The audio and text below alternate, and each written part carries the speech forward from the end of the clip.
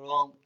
இயேசுவே, உம்மை நன்றியோடு துதிக்கிறோம். ஆண்டவரே, ஒருவராக பெரிய காரியங்களை செய்கிறவரே, உம்மை நன்றியோடு நாங்கள் துதிக்கிறோம். ஆண்டவரே, இரட்சகரே, உம்மை நன்றியோடு துதிக்கிறோம். பரிசுத்தத்தில் பயங்கரமானவரே, உம்மை நன்றியோடு துதிக்கிறோம். அதிசயமானவரே, உம்மை நன்றியோடு துதிக்கிறோம். அன்பின் தேவனே, உம்மை நன்றியோடு துதிக்கிறோம். மகத்துவமானவரே, உம்மை நன்றியோடு துதிக்கிறோம். பரிசுத்தத்தில் பயங்கரமானவரே, உம்மை நன்றியோடு துதிக்கிறோம். ஜீவாதிபதியே, உம்மை நன்றியோடு துதிக்கிறோம். இரக்கத்தில் ஐஸ்வர்யம் உள்ளவரே, உம்மை நன்றியோடு துதிக்கிறோம். ஒருவராக பெரிய காரியங்களை செய்கிறவரே, உம்மை நன்றியோடு உம்மை துதிக்கிறோம். அதிசயங்களை செய்கிறவரே, உம்மை நன்றியோடு உம்மை துதிக்கிறோம். மகத்துவங்களின் ராஜாவே, உம்மை நன்றியோடு துதிக்கிறோம். கிருபையில் ஐஸ்வர்யம் உள்ளவரே, உம்மை நன்றியோடு உம்மை துதிக்கிறோம். ஒருவரும் சேரக்கூடாத வழியில் வாசம் பண்ணுகிறவரே, உம்மை நன்றியோடு துதிக்கிறோம்.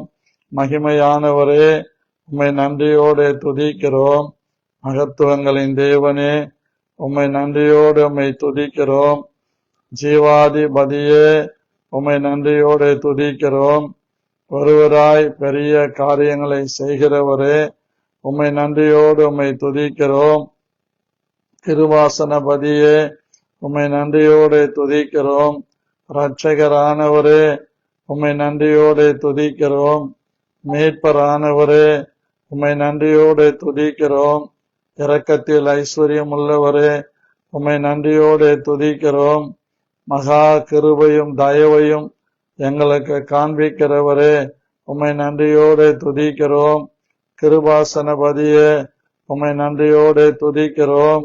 மகத்துவமானவரே, உம்மை நன்றியோடு துதிக்கிறோம். மகிமையின் தேவனே, உம்மை நன்றியோடு துதிக்கிறோம்.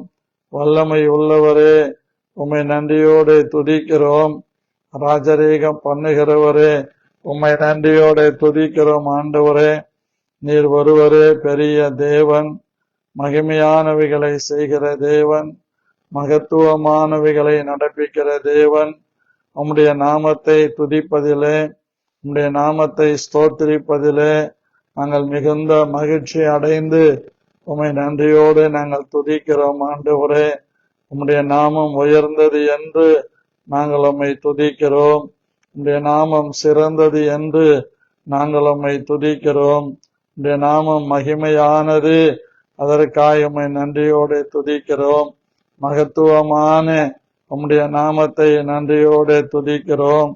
ஜீவாதிபதியாகிய உம்முடைய நாமத்தை நாங்கள் நன்றியோடு ஸ்தோத்திரிக்கிறோம். அதிசயங்களை செய்கிற உம்முடைய நாமத்தை நன்றியோடு நாங்கள் உயர்த்துகிறோம். ஆண்டவரே, ராஜரீகம் பண்ணுகிற தேவனே, உம்மை நன்றியோடு நாங்கள் ஸ்தோத்திரிக்கிறோம்.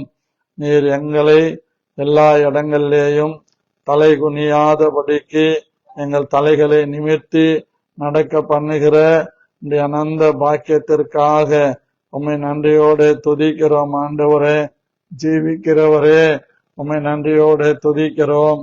கிருபையில் ஐஸ்வர்யம் உள்ளவரே, உம்மை நன்றியோடு துதிக்கிறோம். ஆண்டவரே, எங்களை எப்பொழுதும் எந்த சூழ்நிலையும் எங்களை ஆண்டவரே விட்டுவிடாமல் எங்களை நடத்துகிற அநாதி கிருபையை நினைத்து நன்றியோடு நாங்கள் ஸ்தோத்திரிக்கிறோம். ஒருவரும் சேரக்கூடாத ஒளியில் வாசம் பண்ணுகிற தேவன், ஒளியை வஸ்திரமாக தரித்திருக்கிற தேவனாக நீர் இருக்கிறபடியினால் உம்மை நன்றியோடு நாங்கள் ஸ்தோத்திரிக்கிறோம். இப்பொழுதும் எங்கள் தேவனாகிய கர்த்தாவே, எங்களிலே தப்பின சிலரை மீதியாக வைத்திருப்பது உங்க கொஞ்ச நேரம் கிருபை. இப்பொழுதும் எங்கள் தேவனாகிய கர்த்தாவே, எங்களுக்கு உம்மை அறியும்படியான அறிவை தந்து நீர்தான் எங்கள் மெய்யான தேவன் என்று நாங்கள் விளங்கிக் கொள்ளும்படி, ஏற்றுக்கொள்ளும்படி எங்களுக்கு உம்முடைய பரிசுத்த ஸ்தலத்திலே, ஊழியத்திலே, குடும்பத்திலே இயேசு என்கிற ஒரு இரட்சகரை கண்டுகொள்ளும்படி தந்த கொஞ்ச நேரம் கிருபைக்காக நன்றியோடு நான் ஸ்தோத்திரிக்கிறேன். இப்போதும் எங்கள் தேவனாகிய கர்த்தாவே, ஆண்டவரே, எங்கள் கண்களை நீர் பிரகாசிப்பிக்க வைத்து உம்மை அறியும்படியான அறிவை எங்களுக்கு தந்து உம்முடைய பிள்ளைகளாக வாழும்படியான கிருபையை தந்து எங்களை உயிர்ப்பித்து நடத்துகிற உம்முடைய கொஞ்ச நேர கிருபைக்காக ஸ்தோத்தரிக்கிறேன். இப்போதும் எங்கள் தேவனாகிய கர்த்தாவே, முன்னே அக்கிரமங்களிலும் பாவங்களிலும் விக்கிரக ஆராதனையிலும் விழுந்து கிடந்த செத்து கிடந்த எங்களை உடைய கொஞ்ச நேரம் கிருபையினாலே உயிர்ப்பித்து உயிருள்ள தெய்வத்தை, ஜீவிக்கிற தெய்வத்தை அறிந்து கொள்ள, நித்திய ஜீவனை அளித்து நடத்துகிற தெய்வத்தை அறிந்து கொள்ள நீர் எங்களுக்கு தந்திருக்கிற கொஞ்ச நேரம் கிருபைக்காக உம்மை நன்றியோடு நான் ஸ்தோத்தரிக்கிறேன். இப்பொழுதும் எங்கள் ஆண்டவர் என் இருதயத்தின் தியானத்தையும் என் வாயின் வார்த்தைகளையும் பேசுகிற எனக்கும் கேட்கிற யாவருக்கும் பிரீதியாய் இருக்கும்படி நீ தருவீராக. இயேசு கிறிஸ்துவின் நாமத்தில் ஆமேன். அன்பான தேவனுடைய பிள்ளைகளே, உங்கள் யாவரையும் ஆண்டவராகிய இயேசு கிறிஸ்துவின் நாமத்தில் அன்போடு கூட வாழ்த்தி வணங்கி உங்களை வரவேற்கிறேன். தொடர்ந்து நாம் தேவனுடைய வார்த்தைகளை சிந்தித்து பின்பு ஜெபிக்கலாம். கர்த்தருடைய நாமம் மகிமைப்படுவதாக. அன்பான தேவனுடைய பிள்ளைகள், நாம் தொடர்ந்து சிந்தித்து வருகிறபடி 1 ராஜாக்கள் புஸ்தகம் 17ஆம் அதிகாரம் 10வது வசனத்தை உங்களுக்காக நான் வாசிக்கிறேன். அப்படியே அவன் எழுந்து சாரிபாத்துக்கு போனான். அங்கே பட்டணத்தின் வெளிமுக வாசலுக்கு அவன் வந்தபோது அங்கே ஒரு விதவை விறகு பொறுக்கிக் கொண்டிருந்தாள். அவன் அவளை பார்த்து கூப்பிட்டு, நான் குடிக்கிறதற்கு கொஞ்சம் தண்ணீர் ஒரு பாத்திரத்தில் எனக்கு கொண்டு வா என்றான். அன்பானவர்களே, இந்த வசனத்தை கிட்டத்தட்ட நாம் ஒரு 20 நாட்களாக இந்த சிந்தித்து வருகிறோம். கொஞ்சம் நேரம் கிருபை என்று நாம் பல மாதங்களாக சிந்தித்தோம். இப்பொழுது தண்ணீர் என்கிற தலைப்பிலே நாம் சிந்தித்து வருகிறோம். எலியா என்கிற தேவனுடைய மனுஷன் கருத்தாய் ஜெபித்தான். 3.5 வருஷம் மழை பெய்யாதபடி தடை பண்ணினீர். அந்த எலியாவை போஷிக்கும்படி காகங்களுக்கு நீர் கட்டளை கொடுத்தீர்.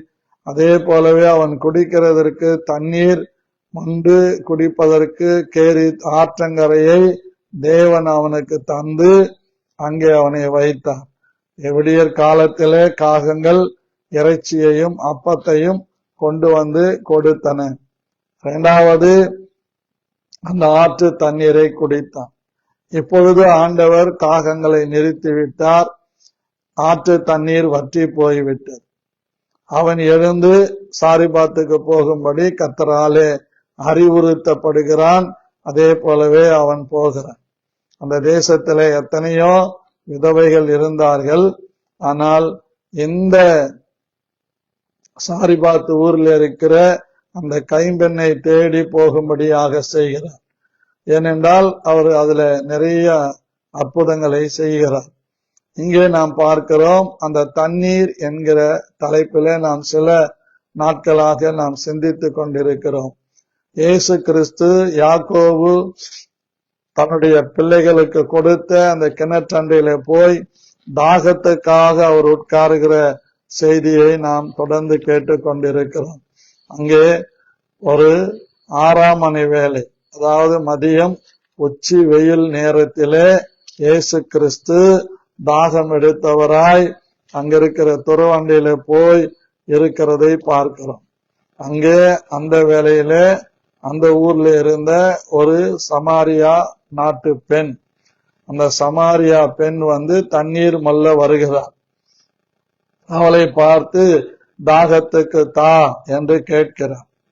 இந்த சமாரிய பெண்ணோ, நீர் யூதனாய் இருக்க யூதர்களோடு சமாரியர்கள் சம்பந்தம் கொள்ளுவதில்லையே, அதாவது நட்பு கொள்வதையோ மற்றபடி எந்த காரியங்களும் கொடுக்கல் வாங்கல் கூட வைக்க மாட்டார்களே, பின்ன எப்படி நான் உமக்கு தண்ணீர் கொடுக்க முடியும்? உம்மிடத்துல பாத்திரம் இல்லையே என்று சொல்லுகிறார். இயேசு கிறிஸ்து தெளிவாக சொல்லுகிறார். நீ தேவனுடைய ஈவையும் தாகத்துக்கு தா என்று கேட்கிறவர் யார் என்று நீ அறிந்திருந்தால் அவரிடத்திலே ஜீவ தண்ணீரை கேட்டிருப்பாய், அவர் உனக்கு தண்ணீர் கொடுத்திருப்பார் என்று இயேசு சொல்லுகிறார். இந்த அருமையான வார்த்தைகளை தான் நாம் கடந்த நாட்களிலே சிந்தித்து வருகிறோம். இயேசு சிலுவையிலே 5வது வார்த்தையாக தாகமாய் இருக்கிறேன் என்று சொன்னார். அந்த காரியங்களை நாம் சிந்தித்தோம். நேற்று முந்தா நாள் தண்ணீர்களை குறித்து நாம் பார்த்து கொண்டு வருகிறோம். நேற்றும் இந்த தண்ணீரை குறித்து நாம் பார்த்தோம். நாம் நேற்று கேட்ட வார்த்தையில இந்த தண்ணீரை குடிக்கிறவனுக்கு தாகம் உண்டாகும், நான் கொடுக்கும் தண்ணீரை குடிக்கிறவனுக்கோ தாகம் உண்டாகாது, அது நித்திய ஜீவ காலமாய் ஊறுகிற ஜீவ ஊற்றாக இருக்கும் என்று இயேசு கிறிஸ்து சமாரியா பெண்ணுக்கு சொல்லுகிறார். அன்பான கர்த்தருடைய பிள்ளைகளே, ஆண்டவராகிய தேவன் கொடுக்கிற தண்ணீர் நித்திய ஜீவ காலமாய் ஊறுகிற தண்ணீர். அது பூரிஃபைடு வாட்டர் அல்ல, அது மினரல் வாட்டரும் அல்ல, அது நித்தியத்திற்கான வாட்டர், நித்தியத்திற்கான தண்ணீர். ஒரு மனிதன் நித்தியத்திற்கான தண்ணீரை தேடி கண்டுபிடித்து அதை பானம் பண்ணுவானானால் அவன் வாழ்க்கையிலே ஒரு காலம் தாகம் அடைய மாட்டான். அதைதான் ஏசாயா தெளிவாக நமக்கு வேதத்திலே சொல்லுகிறதை பார்க்கிறோம்.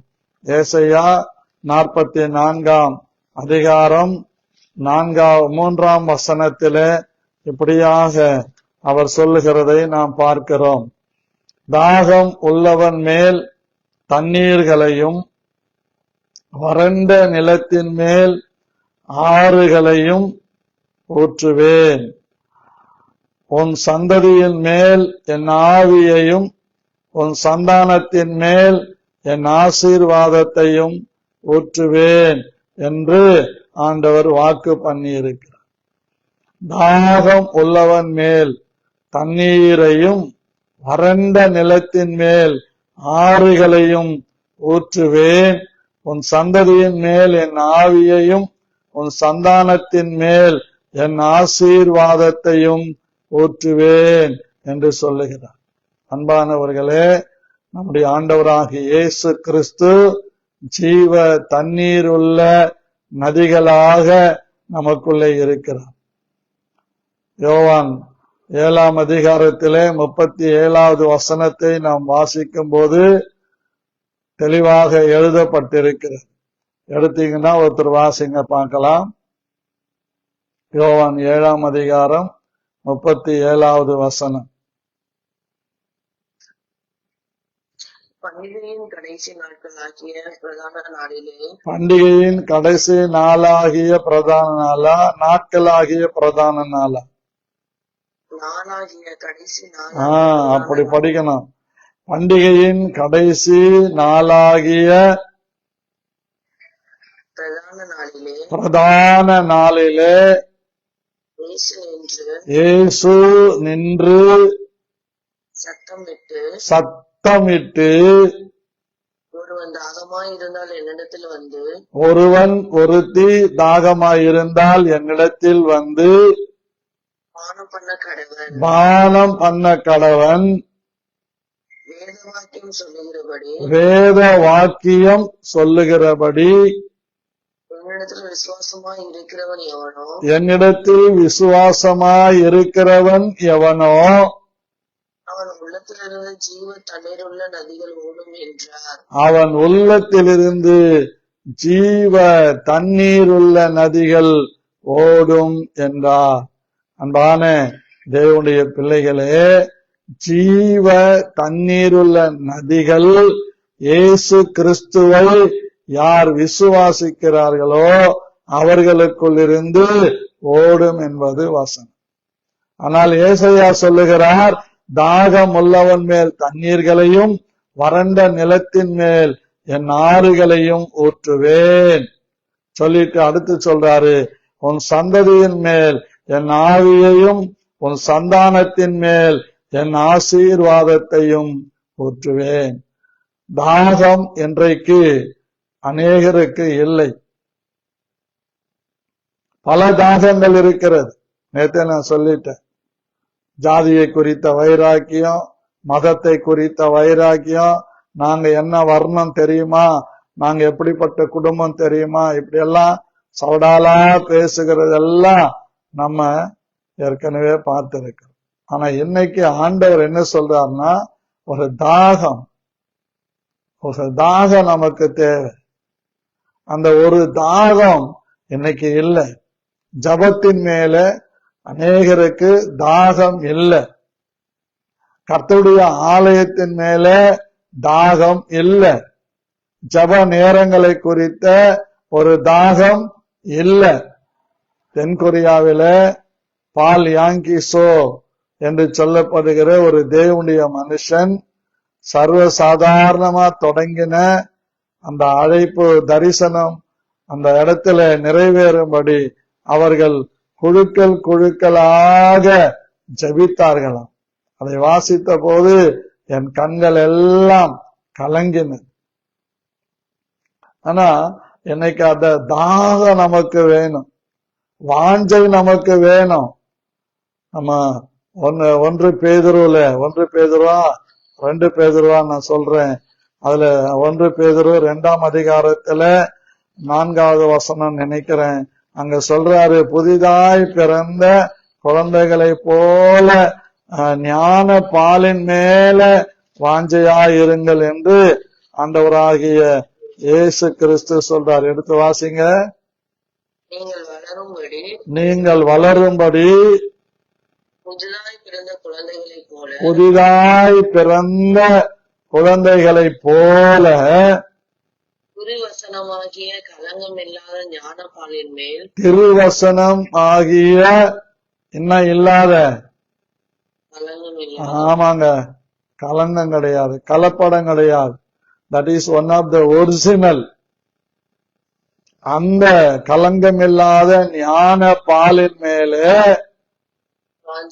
வாஞ்சையாயிருங்கள். தாகம். அதான் வசனத்தை எப்பப்ப படிக்க போறோம், தாகம். வசனத்தை மனப்பாடம் பண்றதுல ஒரு தாகம், வசனத்தை கேட்க ஓடுவதிலே ஒரு தாகம், படிக்கிற வேதத்தை வாசிக்கிறதுலே ஒரு தாகம், ஜப தாகம், வேத தியாகம், ஜபங்களை குறித்த குழு ஜபங்களை குறித்த தாகம், G12 பிரேயர்களை குறித்த தாகம் இன்னைக்கு மக்களுக்குள்ள இல்லை. நமக்குள்ள அந்த தாகம் இருந்துச்சுன்னா நிச்சயமா நேற்றுக்கு இந்த பகுதியில நாம் வாழ்கிற இடங்கள்ல அநேகரை ரட்சிப்புக்குள்ள நடத்தி இருக்க முடியும். அன்பான தேவனுடைய பிள்ளைகளை, பல செய்திகளை இன்னைக்கு யூடியூப்லயும் மற்ற வாட்ஸ்அப்லயும் மற்ற இன்டர்கிராம்லயும் பேஸ்புக்லயும் வைத்தியங்களை குறித்து போடுறாங்கன்னா அதை உடனே அதை செஞ்சு பார்க்கிறோம்.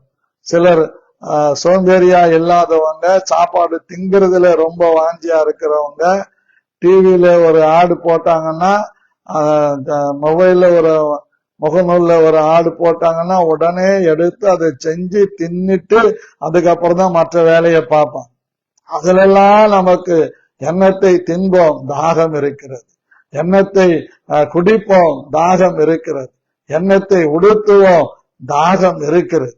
அதிலெல்லாம் நமக்கு தாகம் இருக்குது. ஆனா ஜபத்தின் மேல தாகம் இல்லை. காலையில எழுந்த உடனே அப்படியே எழும்பி அப்படியே கிளம்பி போவாங்க. என்ன மாதிரி ஒரு அறிவு ஜீவி என்ன பண்ணான்னா, கம்பெனிக்கு வேலைக்கு போறப்பெல்லாம் டெய்லி கேலண்டர்ல போய் ஒரு வசனம் படிப்பான்.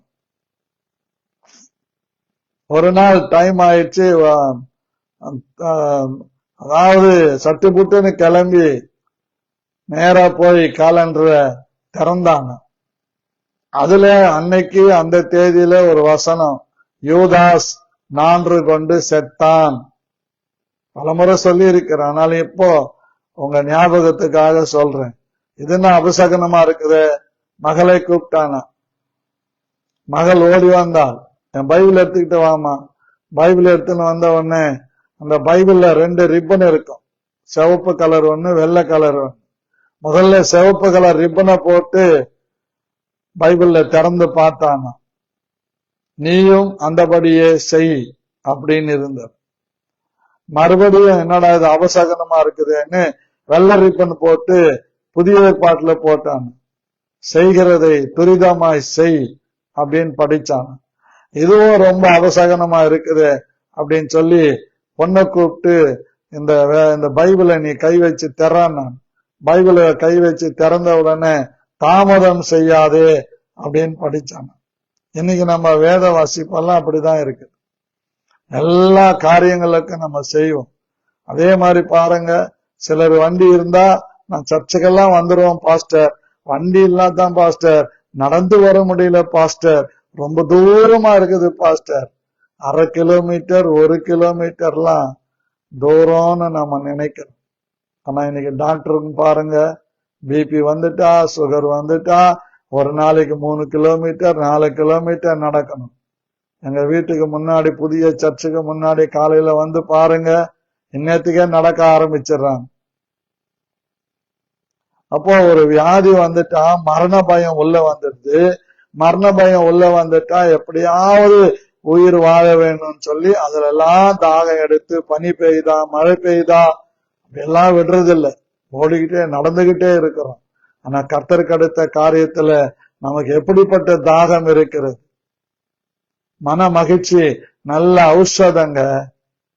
கர்த்தருக்குள்ள எப்பொழுதும் சந்தோஷமா இருங்க, சந்தோஷமா இருங்கன்னு பவுல் சொல்றார். தேவன் நமக்கு பயமுள்ள ஆவியை கொடாமல் அன்பும் தெளிந்த புத்தியும் நல்ல திடகாத்தமுள்ள தைரியமுள்ள ஒரு ஆவியை கொடுத்திருக்கிறார். அப்ப பாருங்க, நமக்கு அப்படியாவது சுகமா எண்ணம், எப்படியாவது வாழ்ந்துடணும், இதுலதான் தாகம் இருக்குதே தவிர நமக்கு ஜெபிக்கணுங்கிற தாகம் இல்லை.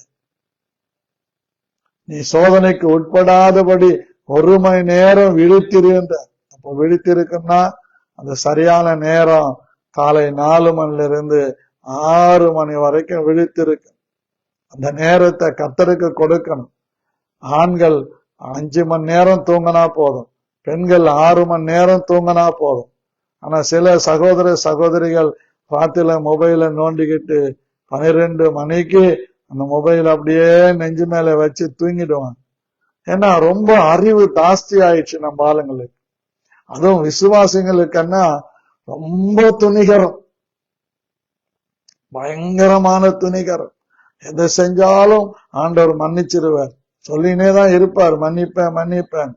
ஒரே நாள்ல வாயில மன்னடிச்சிடுவார். நம்ம பிள்ளைகளை எப்படி சிட்சிக்கிறோமோ அது போலதான் ஆண்டவரும் நம்மை சிட்சிக்கிறார். கொன்று போட மாட்டேன், எல்லாத்தையும் ஸ்டாப் பண்ணிடுவேன். ஆகவே நம்ம சரியா வேதத்தை புரிந்து கொள்ளலாம். அந்த தாகம் நமக்கு வேணும் பிரியமானவர். தாகம் இருந்தாதான் ஜெபிக்க முடியும். எப்பப்போ பொழுது விடியும். நான் தினந்தோறும் 4 மணிக்கு அலாரம் வைக்கிறேன். என்னை அறியாம யாரோ வந்து தட்டி எழுப்புற மாதிரி 3:30 எழுந்துச்சு. எழுந்து பாக்குற மணி 3. பிறகு என்னுடைய காலை கடன்கள்லாம் முடித்து கரெக்டா நல்ல 1 மணி நேரம் அப்படியே டங்ஸ் பேசிட்டு 5 மணிக்கு கரெக்டா இங்க வந்து உட்கார்ந்துடுறேன். வசனம் அனுப்பிச்சுக்கிட்டு அதுக்கப்புறம் உட்கார்றேன்.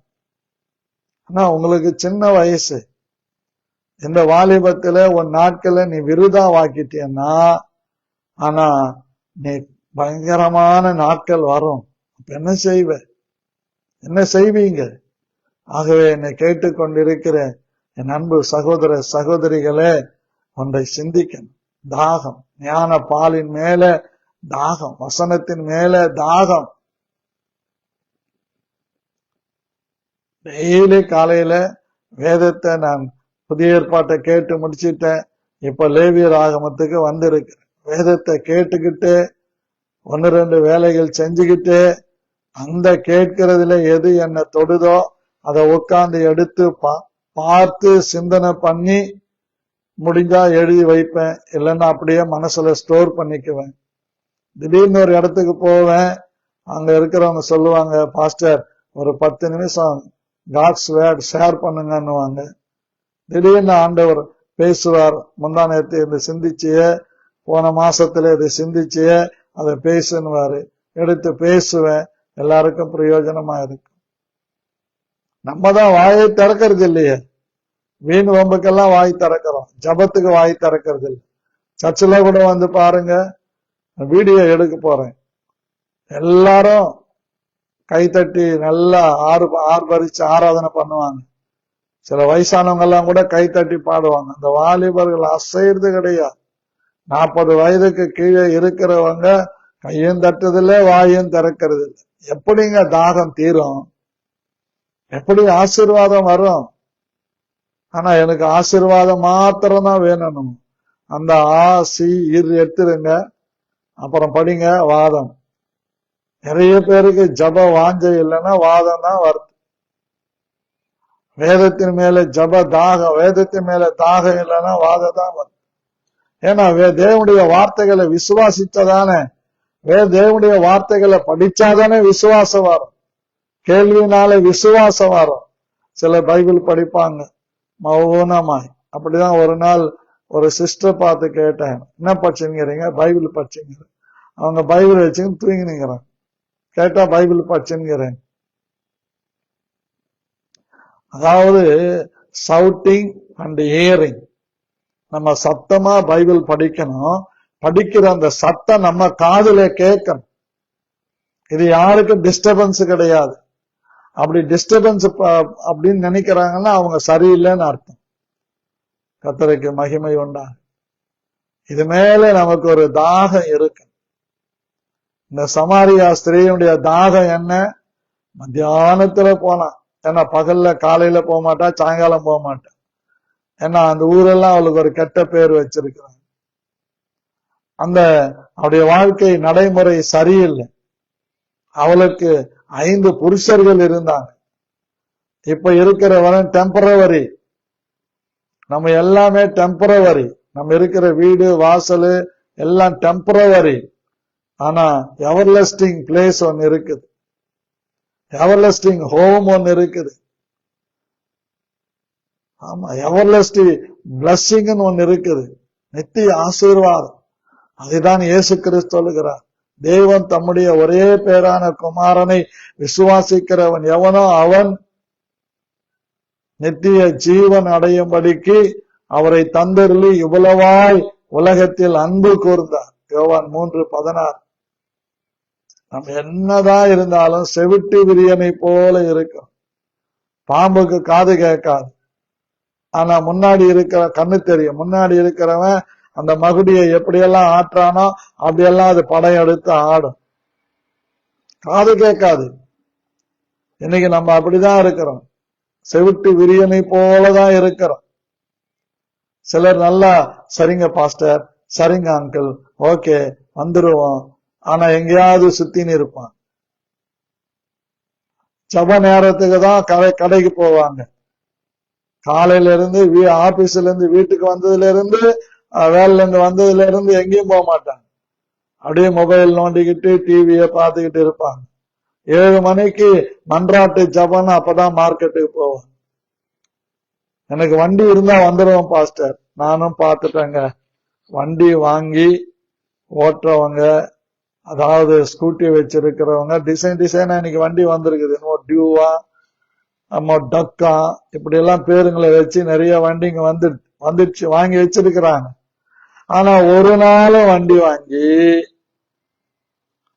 இடைப்பட்ட ஜபங்களுக்கு வர்றதில்லை. ஞாயிற்றுக்கிழமை கூட யோசிக்கிறாங்க வர்றதுக்கு. முதலாவது தேவனுடைய ராஜ்யத்தையும் அவருடைய நீதியையும் தேடுங்கள், அப்பொழுது இவைகள் எல்லாம் உங்களுக்கு கூட கொடுக்கப்படும். முதலாவது தேவனுடைய ராஜ்யம். ஆகவேதான் ஆண்டவர் சொல்றாரு, தாகம் உள்ளவன் மேல் தண்ணீர்களையும் வறண்ட நிலத்தின் மேல் ஆறுகளையும் ஊற்றுவேன் சொல்லிட்டு சொல்றாரு, உன் சந்ததியின் மேல் என் ஆவியையும் உன் சந்தானத்தின் மேல் என் ஆசீர்வாதத்தையும் ஊற்றுவேன்.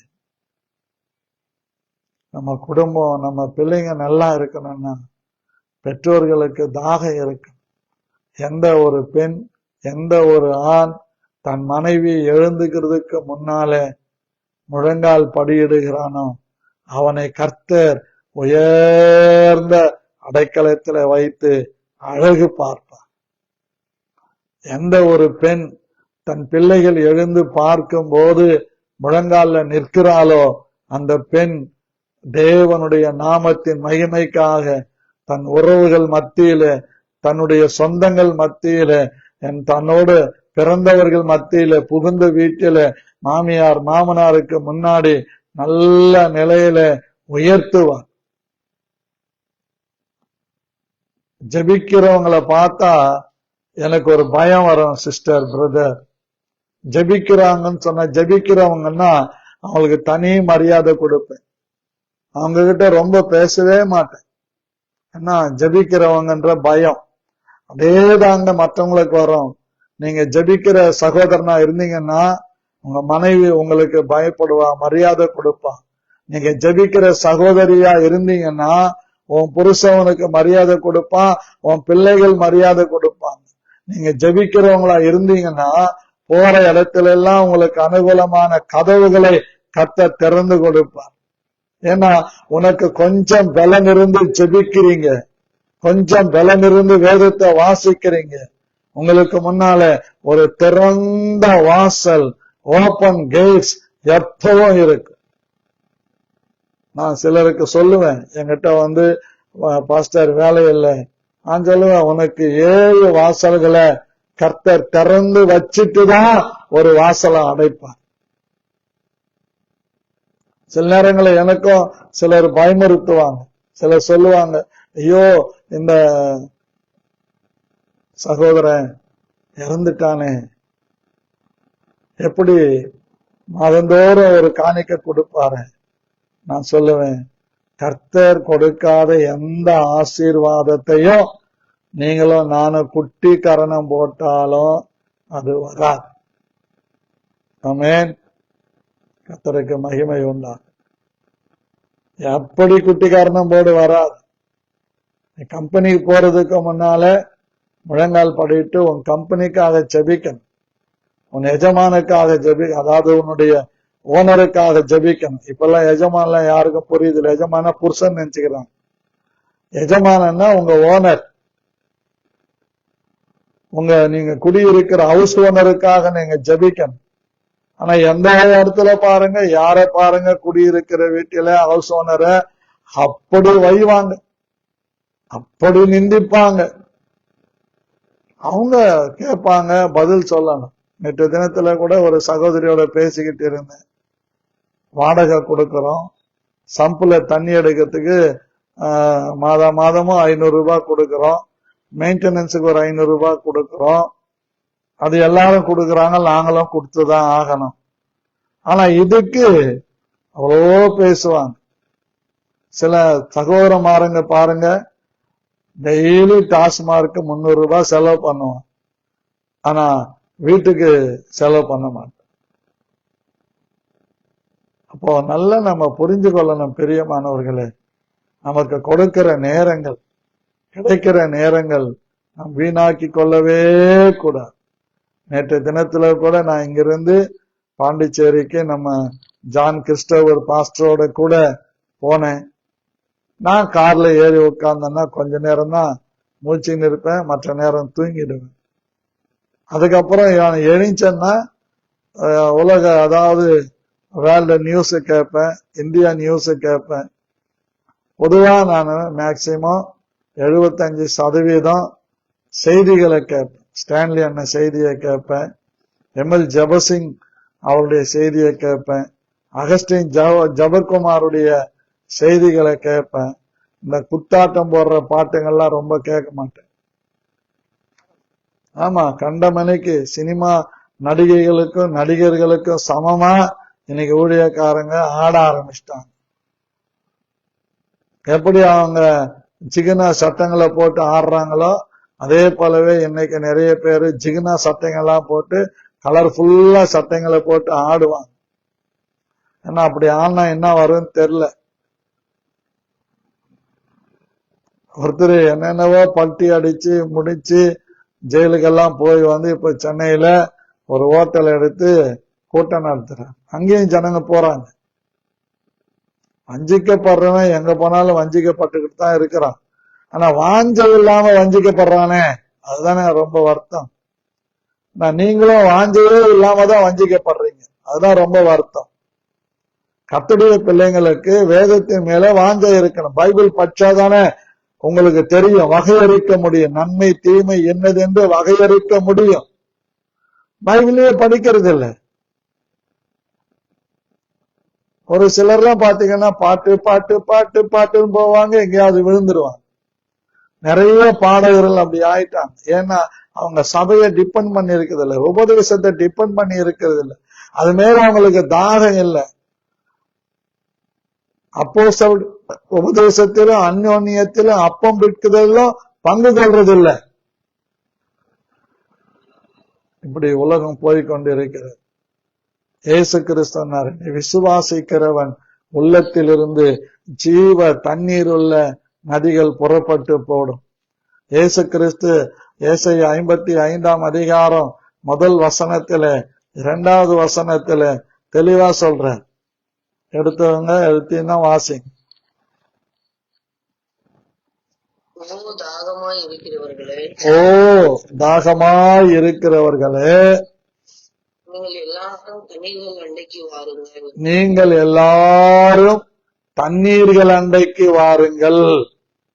பணமில்லாதவர்களே, பணமில்லாதவர்களே, நீங்கள் வந்து வாங்கி சாப்பிடுங்கள். நீங்கள் வந்து வாங்கி சாப்பிடுங்கள். நீங்கள் வந்து பணமும் இன்றி விலையும் இன்றி திராட்சரசமும் பாலும் கொள்ளுங்கள். நீங்கள் அப்பம் அல்லாததற்காக பணத்தையும், எங்க அடிக்கோடிட்டு கொள்ளுங்க, அப்பம் அல்லாததற்காக உங்கள் பணத்தையும், திருப்தியே செய்யாத பொருளுக்காக உங்கள் பிரயாசத்தையும் செலவழிப்பான். ஏன்? நீங்கள் எனக்கு கவனமாக செவி கொடுத்து நலமானதை சாப்பிடுங்கள். அப்பொழுது உங்கள் ஆத்துமா கொழுப்பான பதார்த்தத்தினால் மகிழ்ச்சியாகும். சொல்லுங்க, எத்தனை பேரு மொபைல்ல கண்ட மணிக்கு கண்டதெல்லாம் பார்த்து சாட்டிஸ்பேக்ஷன் அடைஞ்சிருக்கிறீங்களா?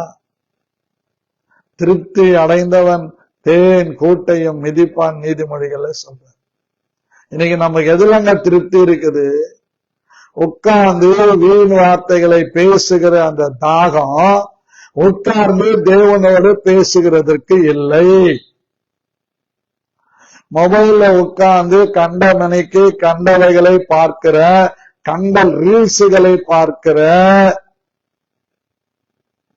அந்த தாகம் வேத வசனத்தின் மேலே இல்லை. ஒரு விசுவாசி தேவனுக்குள்ள பலப்படாம, தேவனுக்குள்ள இல்லாம கோடி கோடியா சம்பாதிச்சாலும் சூடான களிய நாய் உருட்டுற மாதிரி தானும் திங்காது, திங்கிறவங்களையும் விடாது. பாத்துக்கிறீங்களா? நாய்க்கு முன்னாடி சூடா ஒரு கேப்பையில கேழ்வரகுல களி செய்வாங்க. எங்க கிராமத்துல அது பேர் களி. அப்படியே கிண்டுவாங்க. அது சூடா நாய்க்கு. ரொம்ப நாள் எனக்கு டவுட், சின்ன பையனா இருக்கும் போது சுடக்களி நாய் உருட்டுற மாதிரி. ஒரு நாள் சுட சுட எங்க அம்மா களி செஞ்சிருந்தப்ப எங்க அப்பா வளர்த்த ஒரு நாய், பேர் அதுக்கு டைகர், அதுக்கு முன்னால போய் கொண்டு போய் போட்டேன். நல்லா கறி குழம்புல தொட்டு அதுல போட்டேன். பக்கத்து வீட்டுல இருந்து 2 நாய் இங்க வரும். இந்த நாய்கிட்ட அது மூக்குல தள்ளி தள்ளி பாக்குது, சூடா இருக்குது, நக்கி பாக்குது, சூடா இருக்குது, கறி குழம்பு வாசனை. ஆனா என்ன பண்ணு பாருங்க, பக்கத்து வீட்டுல இருந்து வந்த நாய்களை சேர்க்கல. இப்படி துரத்துது, அப்படி துரத்துது. அதுக்கப்புறம் அரை மணி நேரம் 1 மணி நேரத்துக்கு பிறகு சூடாறின பிறகு அது சாப்பிடுது. இன்னைக்கு ஆண்டவரை தேடாம, ஆண்டவருக்கு முதலிடம் கொடுக்காம நீ ஓடி ஓடி ஓடி ஓடி உழைக்கிற உழைப்பெல்லாம் வீண். முதலாவது தேவனுடைய ராஜ்யத்தையும் அப்படியே நீதியும் தேடணும். அதனால இயேசு சொன்னார் 1 மணி நேரம் ஜெபம் பண்ணு. நானும் சொல்றேன், நீங்க 1 மணி நேரம் ஜெபம் பண்ணு, வேலை செஞ்சுக்கிட்டே ஸ்தோத்திரம் பண்ணுங்க, தப்பே கிடையாது. முழங்கால் படிட்டு ஜெபம் பண்ணு. 2வது, ஒரு நாளைக்கு 3 அதிகாரம் படிங்க. ஒரு நாளைக்கு 3 அதிகாரம் படிச்சா 365 நாளில நீங்க தைரியமா வேதத்தை முடிச்சிடலாம். கடைசியா ஒரு 19 அதிகாரம் இருக்கும், அது சங்கீதத்திலே படிச்சிடலாம். ஏன்னா நம்ம டெய்லி படிக்கணும். வருஷத்துக்கு ஒரு முறை வேதத்தை வாசிக்கணும். நல்லா 1 மணி நேரம் ஜெபிக்கணும். 1 மணி நேரம் ஜெபிக்கிறது பெரிய கஷ்டமே கிடையாது. நான் 5 நிமிஷம் 7 நிமிஷம் ஸ்தோத்திரம் பண்றேன், அதுக்கப்புறம் வசனம் பேசுறேன், 20 நிமிஷம் 25 நிமிஷம் பேசுறேன், பிறகு ஜெப குறிப்பு சொல்லி ஜெபிக்கிறோம். அப்படி ஒரு நல்ல ஸ்தோத்திரம் பண்ணி முடிச்ச பிறகு நல்ல பாட்டு பாடுங்க. அந்த பாட்டு பாடி முடிச்ச பிறகு ஆண்டவர் சமூகத்துல உட்கார்ந்து, ஆண்டவரே என்னை சோதிச்சு பாருங்க, உண்மை வேதனைப்படுத்தி இருக்கிறேன், என் மீறுதல்களை ஆராய்ந்து பாருங்க, அது ஜெபம் பாவாரிக்கை ஜெபம் பண்ணுங்க. பிறகு உங்க குடும்பத்துக்காக உங்க உறவுகளுக்காக ஜெபம் பண்ணுங்க. கடைசியா மிஷினரிகளுக்காக ஊழியங்களுக்காக ஜெபம் பண்ணுங்க. உங்க சபைக்காக ஜெபம் பண்ணுங்க. 60 நிமிஷம் சாதாரணமா ஓடி 60 minutes only for 1 hour சர்வ சாதாரணமா ஓடி. நான் விழிப்பா இருக்கும் போதெல்லாம் தூங்காம இருந்தேன்னா அப்படியே டங்ஸ் பேசிக்கிட்டே இருப்பேன். சில நேரத்துல தூக்கத்துல கூட டங்ஸ் பேசின்னு இருப்பேன். ஏன்னா இந்த பாஸ்டர் அம்மாவை கேளுங்க, கல்யாணம் ஆன புதுசுல எல்லாம் அவங்க திடீர்னு என்னங்க ராத்திரிலாம் வளர்றீங்கன்னு, நல்லா காது வச்சு கேளுன்னு. ஆமா, டங்ஸ் பேசுறீங்க, அந்நிய பாஷையில பேசுறீங்க. ஆமாங்க, நம்ம சரீரம் இளைப்பாறட்டும், நம்முடைய ஆத்துமா தேவனை தேடட்டும். ஆண்டவர் தாவீது சொல்றார், ஒரு நாளைக்கு இரவிலே 7 முறை நான் ஜெபிக்கிறேன்ற. நம்ம வாழ்க்கையில நம்ம கற்றுக்கொள்ள வேண்டிய ஒரு மகிமையான காரியம் இருக்குமானால் ஒரு தாகம், ஒரு தர்ஸ்டி, அந்த தாகம் நமக்கு இருக்கு. இந்த சமாரியா பெண்ணுக்கு அழகா சொல்றார், என்னிடத்துல விசுவாசமா இருக்கிறவன் உள்ளத்திலிருந்து ஜீவ தண்ணீர் உள்ள நதிகள் புறப்பட்டு ஓடும் சொல்றாரு. அந்த பெண்ணுக்கு சொல்றார், ஜீவ தண்ணீரை கொடுப்பார். ஆகவேதான் இந்த ஏசாயா 55:1-2 சொல்லுகிறது. 2 முறை சொல்றார், வந்து வந்து. எனக்கு அது படிக்கும் போது ரொம்ப ஆச்சரியமா இருக்குது. முதல்ல சொல்றார், ஓ தாகமா இருக்கிறவர்களே கமா, நீங்கள் எல்லாரும் என் அண்டைக்கு வாருங்கள், முக்கா கமா, முக்கா புள்ளி. பணம் இல்லாதவர்களே நீங்கள் வந்து, பணம் இல்லாதவர்களே கமா, கால் கமா, கமா, நீங்கள் வந்து கமா. அப்புறம் பாருங்க, வாங்கி சாப்பிடுங்க, கமா. மறுபடியும் நீங்கள் வந்து பணமும் இன்றி விலையும் இன்றி திராட்சரசமும் பாலும் கொள்ளுங்கள். திராட்சரசம் பரிசுத்த ஆவியானவரை காட்டுகிறது, பால் வேத வசனத்தை காட்டுகிறது. அழகா சொல்றார், நீங்கள் அப்பம் அல்லாததுக்காக பணத்தையும் கமா. சாப்பாடு அது ஒன்னும் இல்லை, டிவியில உட்கார்ந்து கண்ட கசமால்த்த நாடகங்களை பார்த்துக்கிட்டு இருக்கிறோம், சோறாது, அது திருப்தி செய்யாது. நாளைக்கு மறுபடியும் அவன் கிளைமேக்ஸ் வச்சு தொடரும் போடுவான். எல்லா வேலை வெட்டி விட்டுட்டு அந்த டைமுக்கு யோசிச்சுன்னு இருப்போம், ஐயோ டைம் ஆயிடுச்சு அப்படின்னு. எனக்கு தெரிஞ்ச ஒரு ஆவிக்குரிய சகோதரி ரொம்ப ஜெபம் பண்ணுவாங்க எல்லாம். அவங்க ஒரு நாள் சொல்றாங்க, அவங்க இன்னைக்கு இல்ல, ஆனாலும் உனதை சொல்லித்தானே ஆகணும். ராத்திரில படுக்கும்போது பாஸ்டர் இந்த 10 இருந்து 10:30 வரைக்கும் ஆதித்யாவில வடிவேலு காமெடி பார்க்காம தூங்க மாட்டேன். அபிஷேகம் பெற்ற விசுவாசி. எங்கம்மா போறீங்க? பெரிய சபை பேர் சொல்றாங்க, சின்ன மலைக்கு போறோம். என்ன பிரயோஜனம்? ஆதித்யாவை பார்த்துக்கிட்டே போயிட்டான்.